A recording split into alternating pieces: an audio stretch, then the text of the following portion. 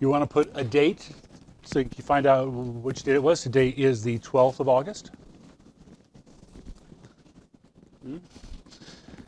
And tonight, the title, so we know where we started today. Today is Unit 1. And what we're going to cover in Unit 1 is the scientific method, measurement, and calculation. How scientists think, how they measure, and how they use those measurements and calculations. So what am I looking for in notes? I do not want an exact copy of what I have up here. If you give it to me, I'll give you credit, but that's not the goal. Okay? The goal is to make the notes useful for you. Okay?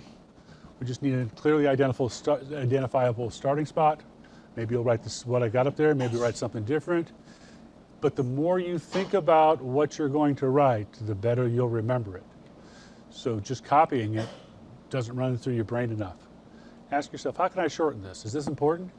If you're asking those questions, you'll be able to, oh there. So the scientific method. It's what makes science. But it's just a way of solving problems. It's just a way of answering questions. It's just a way of organizing your thoughts.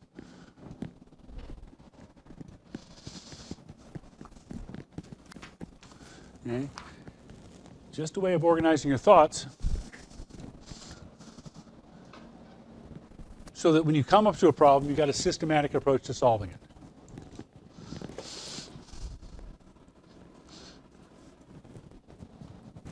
Okay? It starts with an observation. An observation is just noticing something different. You see something? The difference could be that they take the time to write it down. So noting, okay, and recording.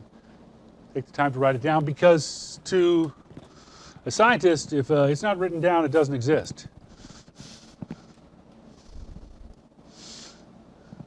Yeah.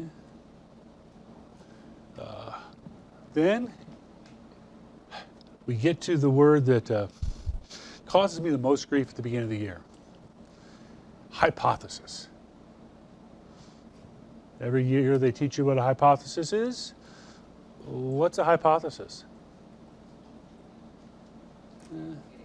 Educated guess. Well, that is part of the definition. It's educated. And it's a guess in the fact that you're not certain. But and prediction's got a word to it too. It makes some predictions, but it's educated guess about how the world is.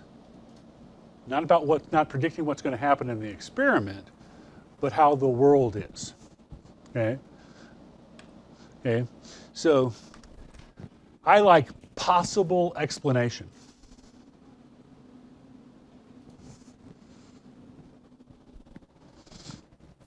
Okay? Scientists are always trying to answer the question, why?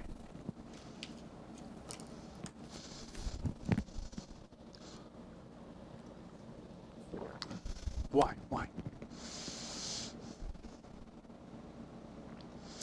And they use previous knowledge, those facts they just saw. They want to explain those facts.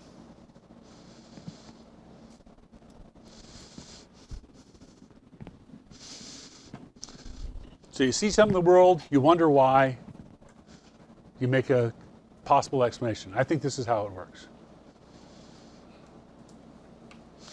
And then the hard part. Designing the experiment. You go to design the experiment, you have to design it very carefully because your experiment has to be designed to test the hypothesis. The most common mistake people make is not connecting their experiment to their hypothesis strongly enough. That it's got to be a test of why it happens.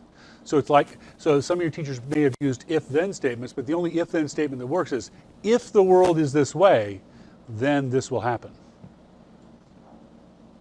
Okay? The if is the hypothesis. The then is the experiment. Okay?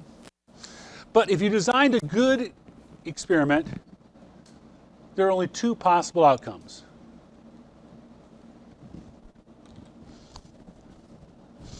Possibility number one, I said the hypothesis is right, but a chemist wouldn't say right. They would say supported.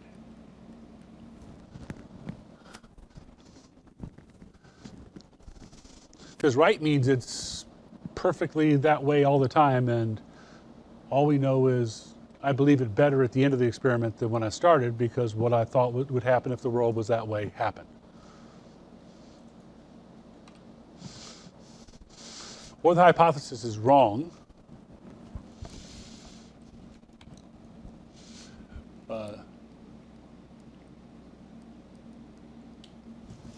Rejected.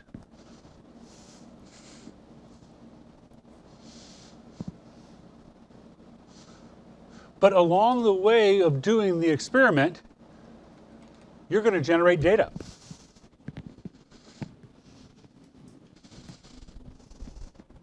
And data is just writing down facts that you saw happen.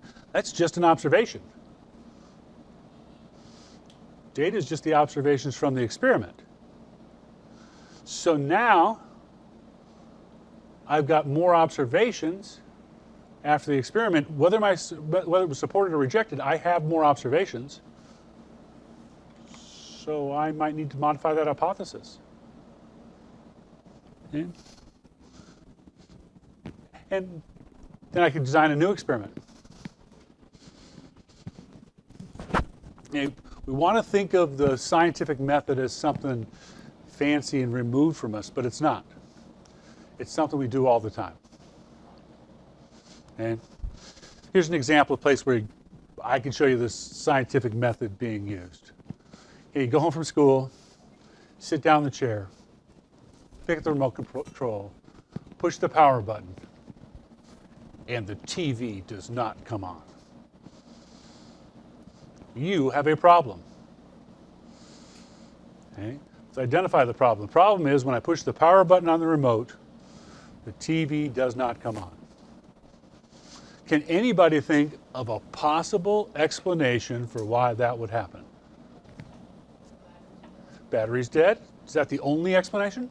Anybody think of a different one? The box is turned off? Yep. Is that limited? TV isn't plugged in. Notice what all three of those have in common is, would they explain what you saw? You don't know which one, so they're just possible explanations based on your previous experience. Those are hypotheses. See how it fits our definition? How it's better than educated guess?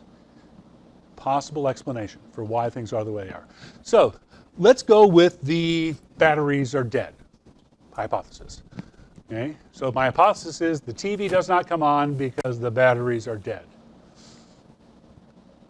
Okay with that? Can anybody think of an experiment that would test that hypothesis?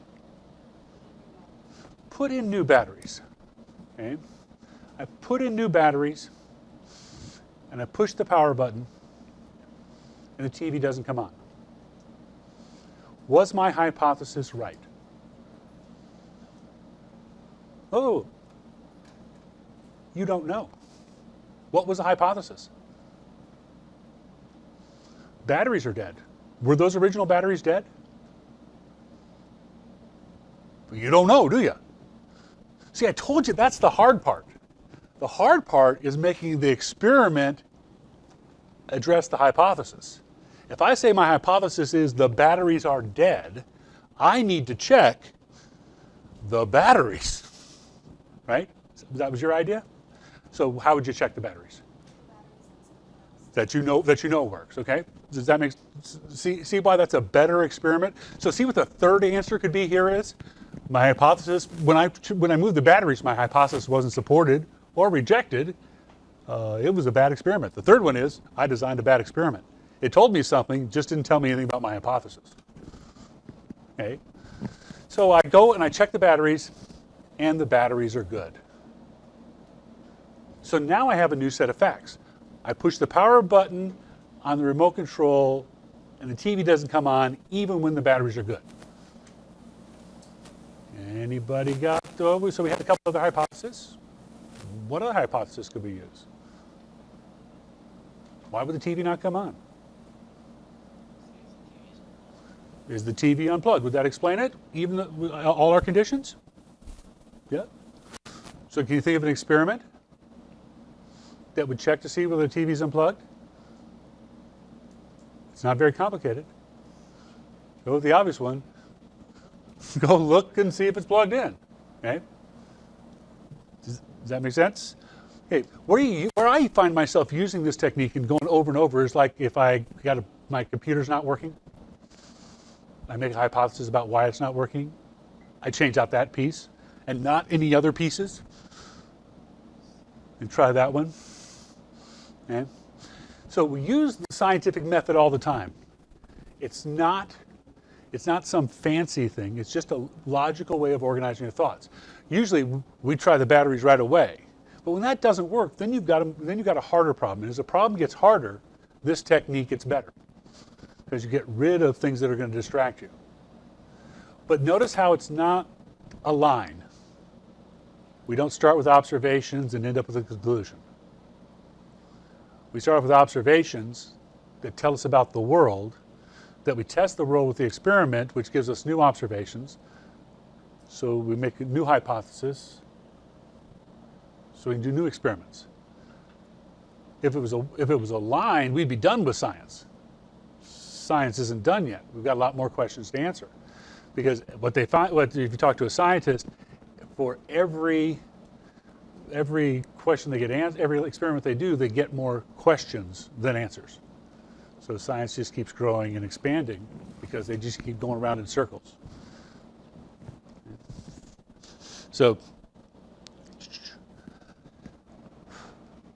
we'll talk more about scientific methods. So when we talk about science, I just want everybody to know it's not some fancy, faraway thing. The hard parts are remembering that hypothesis is not just a guess, it's an explanation. If you think about that TV remote, the hypothesis, there were several hypotheses. All would have explained it. We had to pick one to test. Right? And then after the test, we knew more. So we could refine our hypothesis. And our hypothesis gets better and better over time. Until eventually we solve the problem. So that's where we're going to stop for today.